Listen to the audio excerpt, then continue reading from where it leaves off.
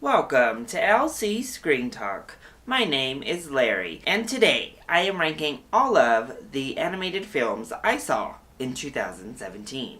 This ranking is going to include only films that had some sort of theatrical release. So if they were just straight to television or straight to streaming, straight to Blu-ray and DVD, then unfortunately they're not going to make the list. Obviously, I can only rank films that I saw, and I didn't see them all, but I did see a good portion, including all of the major studio films and a couple of the smaller ones.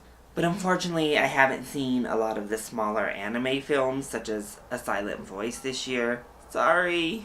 But even at that, I ended up with 19 animated films for this ranking, which is more than I ranked last year, and is also kind of shocking that I saw that many. It doesn't feel like it. So that means we have a lot of films to get through. Let's jump right into the ranking. At number 19, I have Spark, A Space Tale. I'm sure a lot of other lists are going to have a different film, that's yet to come on my list, as their last place, the worst animated film of the year. However, I think Spark, A Space Tale is overall worse because it's just not as professionally executed. So the humor doesn't land. The story is a generic story we've seen 1,000,001 times. The characters are not endearing. The villain is horrible. And then the animation isn't very good. So for children, I guess it may feel harmless, but for adults, it's kind of a slog to even get through Spark, because there's not anything there to keep your interest. At number 18, I have The Emoji Movie. This film has a ton of hate, and it had a ton of hate, even before its release. And I understand, because I also was like, really, Hollywood? We're going there? And while watching the film, it just feels like one big consumerism mess. First of all, this is yet another story type we've heard 1,000,001 times. But it's such a weird decision to have the high five hand as one of your main characters. It was ugly, it didn't make sense, I didn't understand the band-aid, and he was just annoying. I didn't find him endearing at all. And honestly, the movie's just boring. It's not fun. There's not things happening to keep your interest. You don't really care all that much about this storyline. So it's unoriginal, it's unneeded, and it's boring, but at least it looks pretty. The animation is done well, and really that's what kept it from being last. At number 17, I have The Nutjob 2, Nutty by Nature. I just didn't really gel with this movie. I didn't think the humor landed, at all. I didn't think the comedy worked. I still found the characters to be completely unendearing and slightly mean-spirited.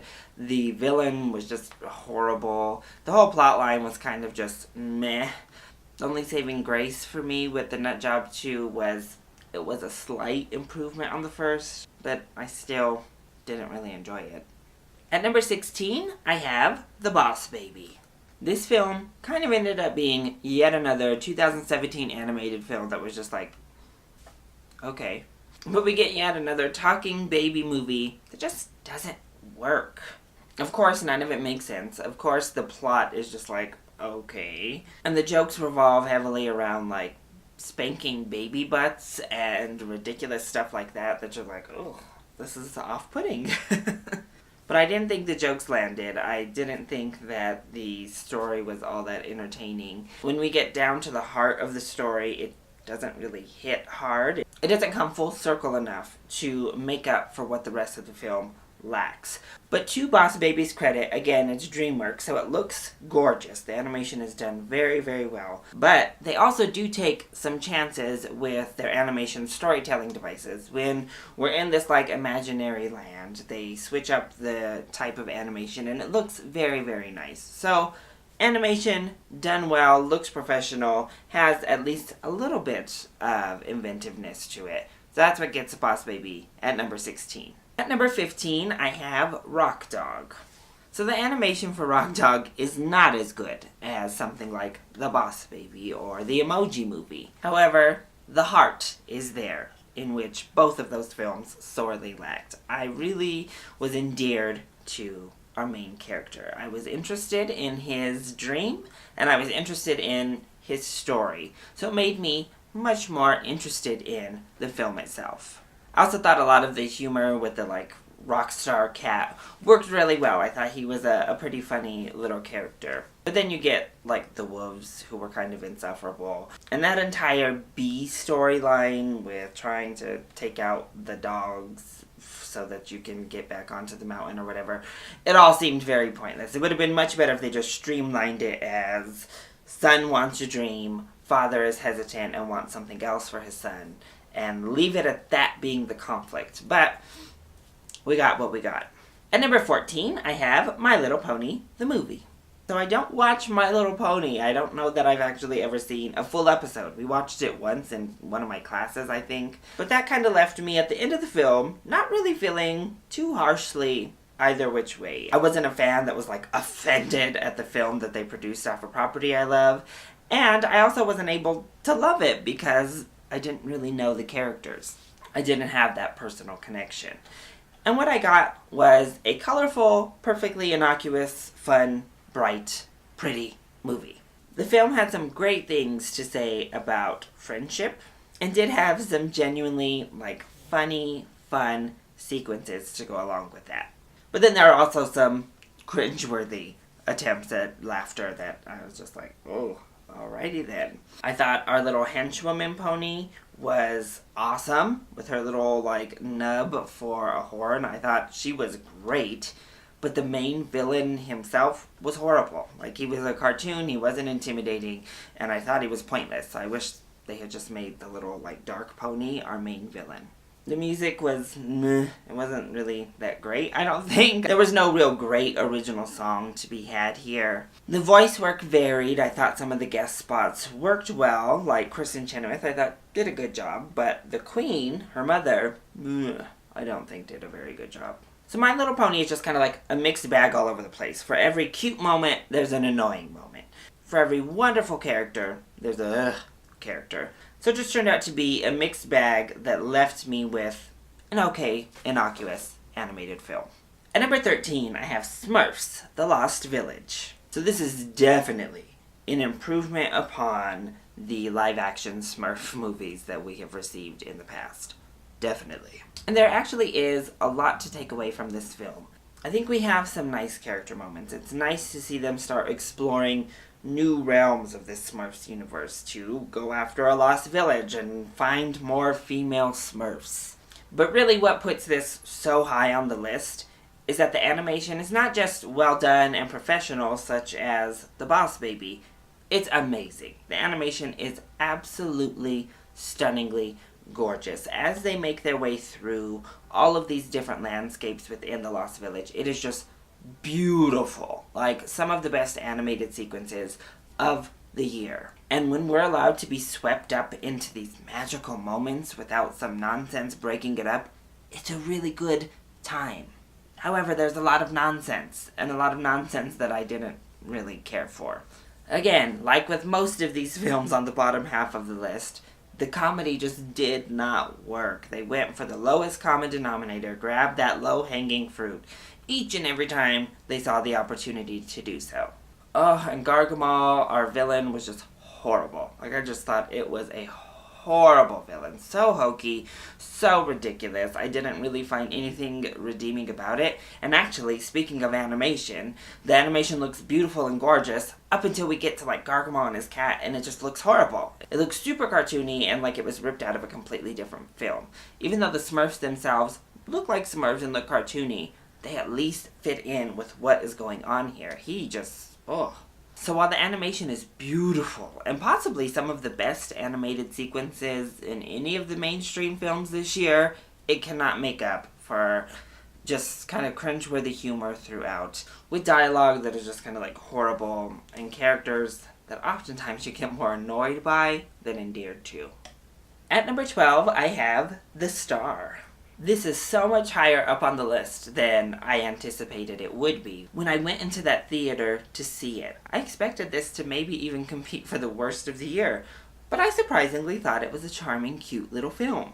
If you know me, you know how far cute things can get you in my rank. And the little donkey, Bo, is so cute. Like, he is such an adorable, endearing little donkey that he really kind of elevates the rest of the material. And I really think his journey with Mary and Joseph and his connection with them was very well done and actually very heartwarming, and it really works and it pays off. I also thought our dove was very good. And even the sheep. The sheep has a little bit of an annoying moment or two. So their little trio worked really well. And then the trio of Bo with Mary and Joseph also worked beautifully. However, there is a lot that doesn't work so well. I don't think that the camels worked, like, at all.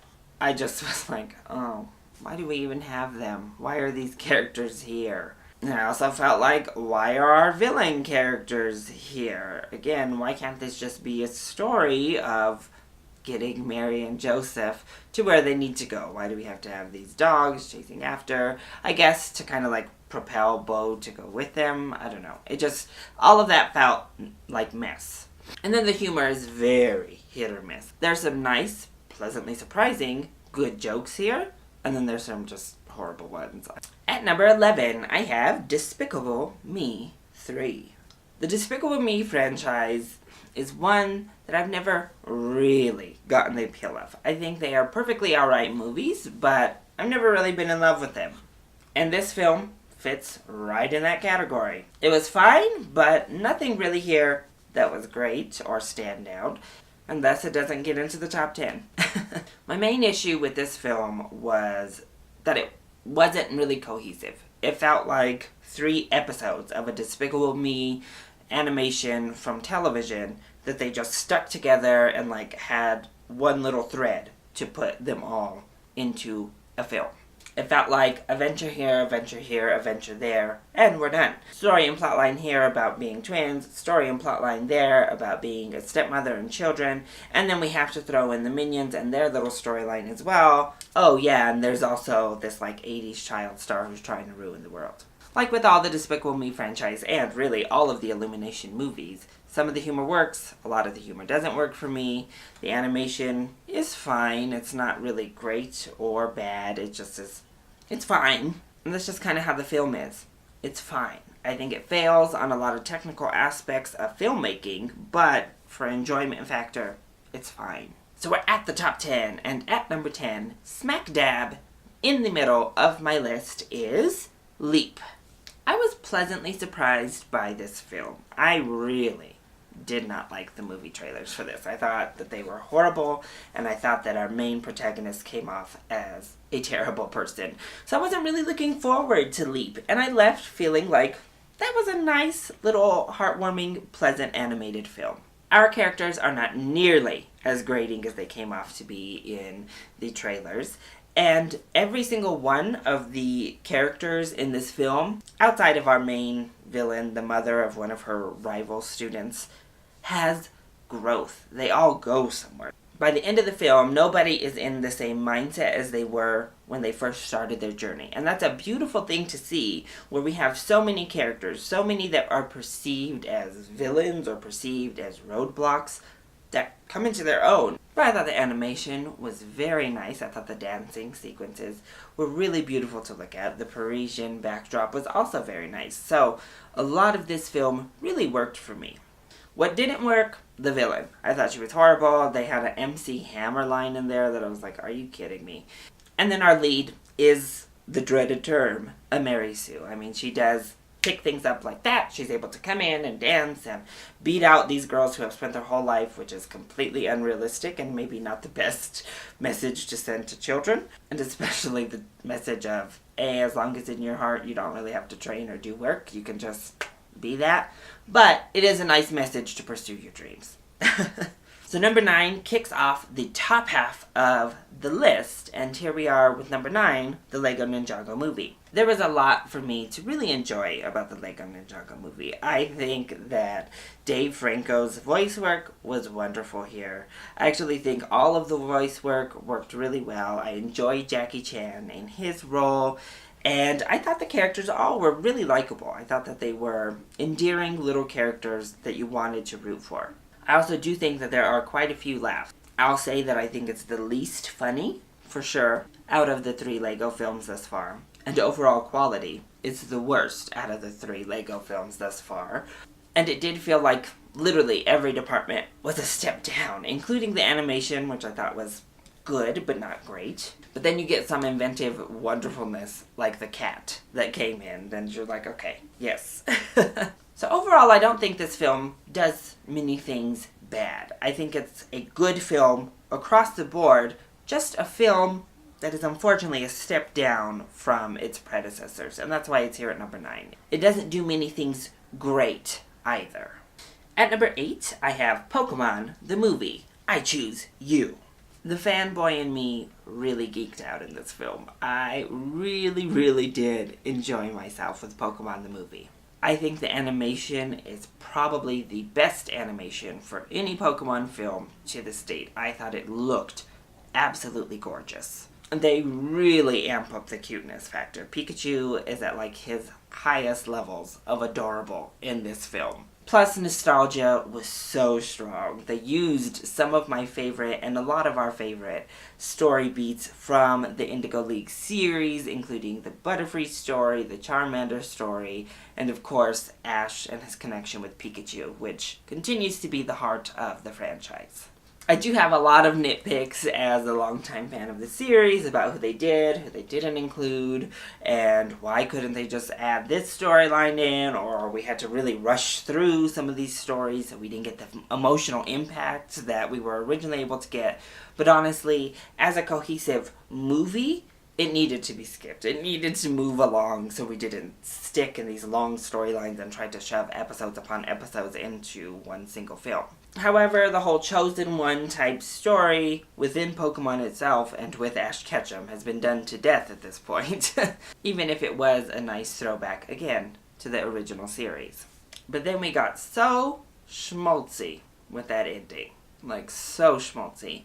And I am just not a fan of that, like, Pikachu moment at the end of this movie. So if you've seen it, you know what I'm talking about. But overall, I really liked the film. I really enjoyed myself with the film. I think it was a beautiful movie. And as a Pokemon fan, I was satisfied.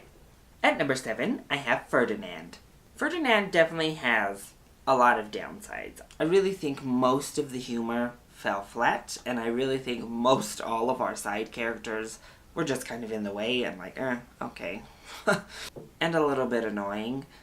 And like so many of the others on this list, this is a story we've seen a million times at this point. But I think it executes that story that we have seen very well. And I absolutely fell in love with the character of Ferdinand. He's probably one of my favorite characters in film for 2017, and definitely like top 3 favorite animated characters in film this year. I absolutely love this bull. He had so much heart. I thought John Cena did a fantastic job bringing him to voice. The animators did a fantastic job. And there were beautiful, beautiful messages within this film. So the good outweighs the bad to me, and I just loved spending time with this gentle giant, and that's why he's all the way up at number 7. At number 6, I have Cars 3. So I'm not a hater when it comes to the Cars franchise. I actually enjoyed the first one, I don't hate the second one, and I enjoyed this film quite a bit. First of all, the animation, of course, is absolutely stunning. I love that we got to explore all of these different landscapes, we got to go to all of these different places, and it all just worked really, really well. And I love that at the base of our story, we have an adult story. We have a story about getting left behind and feeling like you're becoming inadequate, feeling replaced, and the struggles of getting older, especially in the competitive workplace. And I thought that all worked fantastically. I loved the relationship between Lightning McQueen and Cruz Ramirez. I think Cruz was a great addition to the animation landscape this year. I thought all the racing scenes were awesome. They were fun, as they always are. And even the hijinks, like the Super 8 Demolition Derby, were fun. And for a Cars film in particular, as I said, the script itself, just in general, is really sophisticated.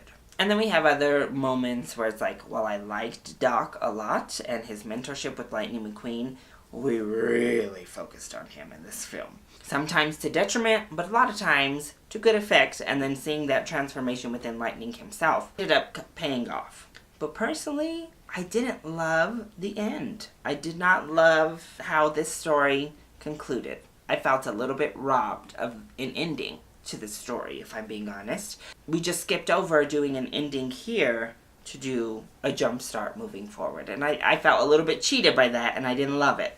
And I think the fact that I did love both characters involved, I felt one of them got slighted in favor of the other. So that was just my personal opinion, and really what keeps Cars 3 from cracking the top 5.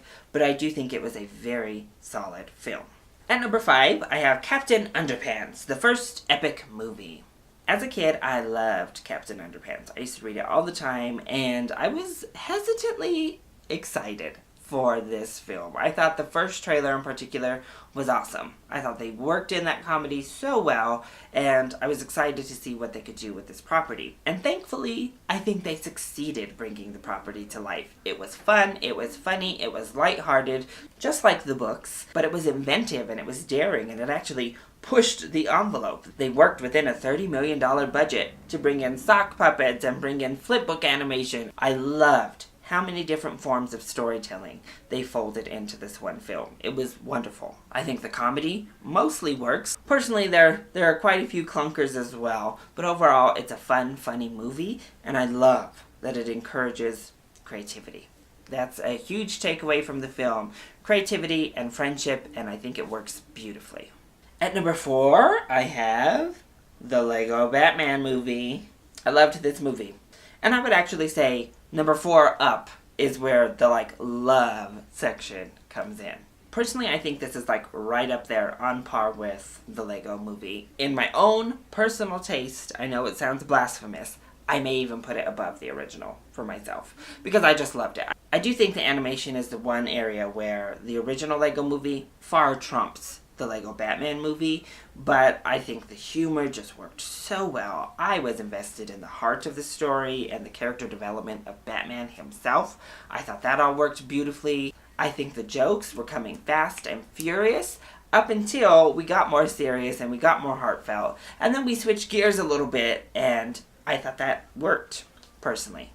I thought the story worked great. The only big problem I had was its treatment toward female characters as a whole. They all were kind of negative, either nagging or weak, or, you have Catwoman just completely underutilized. I don't have much more to say about this film. I've talked about it a few times now, and I just love it. At number 3, I have Loving Vincent.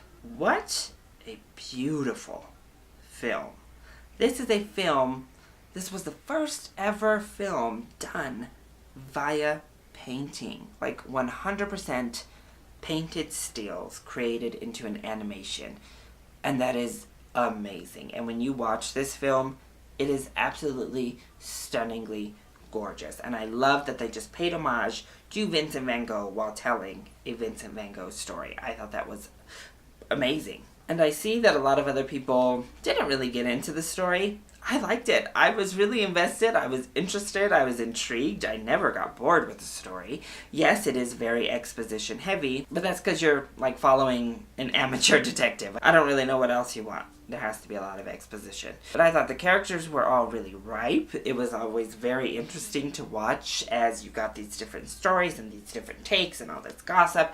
I thought it all was very intriguing. It led up to a very nice ending, a beautifully open ending that kind of shows the way of human nature, of trying to justify things or trying to come up with reasons for things that maybe you're not going to understand. And as hard as you search and as many dots as you try to connect, sometimes it is what it seems it is. So I loved Loving Vincent. And actually, number 2 and 3 here swapped places back and forth in my mind quite a bit. But here we are at number 3 for you, Mr. Van Gogh. So who is that number 2 film that just beat Loving Vincent out? Well, that is The Breadwinner. What a beautiful film. The animation was beautiful. Beautiful in a simplistic but effective way. And I have to say, there are a lot of portions where I do feel that this film drags. And I actually found the story in many parts to drag more than Loving Vincent's story. But the final act of this film is so moving, so beautifully and sophisticatedly done to tie in all of these emotions and to tie in that story and to bring it all to a head like they do with our main character was breathtaking. Like, it almost literally took my breath away. I was just so amazed at how they brought it all together. And the climax of this movie is just so fantastic that it made up for any shortcomings I thought the film had leading up to that point. But I thought it was a beautiful story about stories and a beautiful story about traditions and about fighting through some of the hardest conditions and climates and social repressions. I think the messaging regarding sexism was wonderfully done.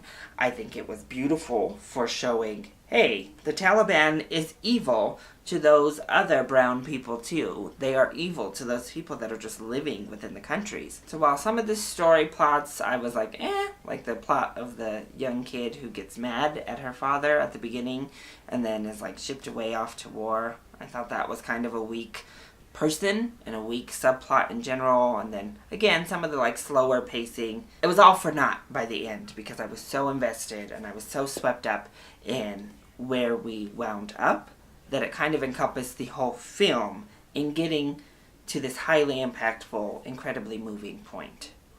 And now for my number one, the best animated film of 2017, we have Coco. I loved Coco. I think this film was amazing. As emotional as so many of these other films were, Coco just did it. This film expertly earns those emotions. You are picking up the pieces to get that emotional payoff throughout the entirety of the movie. You care about these characters. You fall in love with these characters. You care about this family dynamic. You care about Miguel and him being able to dream and him being able to pursue the music, but also hold on to his family.